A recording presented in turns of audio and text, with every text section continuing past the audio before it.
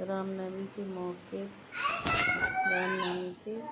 मौके पर अवश्य पढ़ें व्रत कथा। श्री राम का मिल सकता है आशीर्वाद। रामनवमी पर भगवान राम की पूजा करने के साथ साथ मंत्र चालीसा का पाठ करने से इस कथा का भी पाठ करें, जिससे शुभ फलों की प्राप्ति हो सकती है। हिंदू पंचांग के अनुसार चैत्र मास के शुक्ल पक्ष की नवमी तिथि का दिन अत्यंत पवित्र शुभ माना जाता है, क्योंकि इस दिन भगवान श्री विष्णु ने 7वें अवतार श्री राम का जन्म हुआ है। इसी कारण प्रतिवर्ष इस दिन को रामलला के जन्मोत्सव के रूप में मनाते हैं। इस दिन भगवान राम की विधिवत पूजा करने के साथ साथ मंत्र चालीसा स्तुति आदि का पाठ करें। पाठ करने के साथ इसका व्रत कथा का पाठ अवश्य करना चाहिए कि श्री राम अति प्रसन्न होते हैं। ऐसे में पापों से मुक्ति मिलने के साथ समृद्ध धन संपदा की प्राप्ति हो सकती। आइए जानते श्री राम की कथा। श्री राम की पूजा करते समय उनको ध्यान करें, जिससे उन्होंने पीताम्बर पहने हुए, धनुष बाण धारण किए, श्याम वर्ण और कमल जैसे नेत्रों का रूप धारण किया जाता है।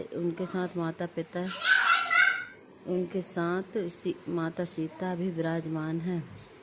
वाल्मीकि रामायण में राम जन्म के बारे में विस्तार से बताया गया। इस कथा के अनुसार अयोध्या के महाराज दशरथ ने पुत्र प्राप्ति के लिए एक यज्ञ कराने का निर्णय लिया। इस यज्ञ को सफल बनाने के लिए राजा दशरथ की आज्ञा से श्यामकर्ण अश्वन को चतुर्गिणी सेना सहित छोड़ा गया और अनेक तपस्वी, विद्वान तथा वेदों के ज्ञाता ऋषि मुनियों को यज्ञ में आमंत्रित किया गया। वेद मंत्रों की गूंज और यज्ञ की पवित्र सुगंध को संपूर्ण वातावरण दिव्य हो उठा।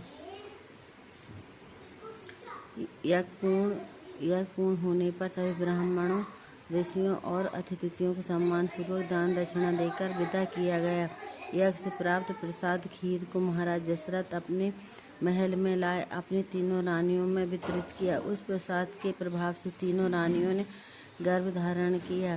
चैत्र मास के शुक्ल पक्ष की नवमी तिथि पुनर्वसु नक्षत्र में जब सूर्य, मंगल, शनि, बृहस्पति और शुक्र अपने उच्च स्थानों में स्थित थे और कर्क लग्न उदित हो रहा था, तब महारानी कौशल्या के गर्भ से एक तेजस्वी बालक श्यामवर्ण दिव्य बालक का जन्म हुआ, जो हरि विष्णु के 7वें अवतार श्री राम थे। जिसके साथ ही शुभ समय में महारानी कैकेयी ने भरत को, महारानी सुमित्रा ने 2 पुत्र लक्ष्मण और शत्रुघ्न को जन्म दिया।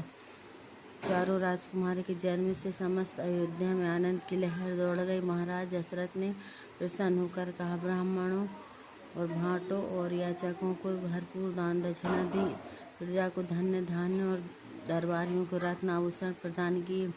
भगवान शिव ने श्री राम के बाल रूप के दर्शन के लिए मनुष्य का रूप धारण किया और वे ज्योतिषी बनकर अयोध्या पहुंचे और अतः माता कौशल्या के महल में प्रवेश पाया। जैसे ही उन्होंने बालक राम को देखा, रामलला मुस्कुरा उठे। शिव जी ने उन्हें गोद में लेकर अपार आनंद प्राप्त किया और आशीर्वाद दिया।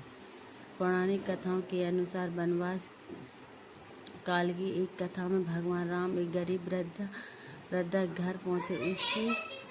उसकी निस्वार्थ सेवा और भक्ति से प्रसन्न होकर भगवान ने आंगन में मोतियों का पेड़ उत्पन्न कर दिया। जब राजा ने उस पेड़ को अपने महल में लगवाया तो उसमें कांटे उग गए, लेकिन वापस वृद्धा के आंगन में लगने फिर से मोती लगने लगे। यह कथा सिखाती सच्ची भक्ति और निष्काम सेवा का फल सदैव शुभ होता है। भगवान श्री राम ने अपने जीवन में आदर्श, मर्यादा, त्याग और धर्म का पालन करते हुए समाज के लिए एक उत्कृष्ट उदाहरण प्रस्तुत किया। उन्होंने रावण का वध कर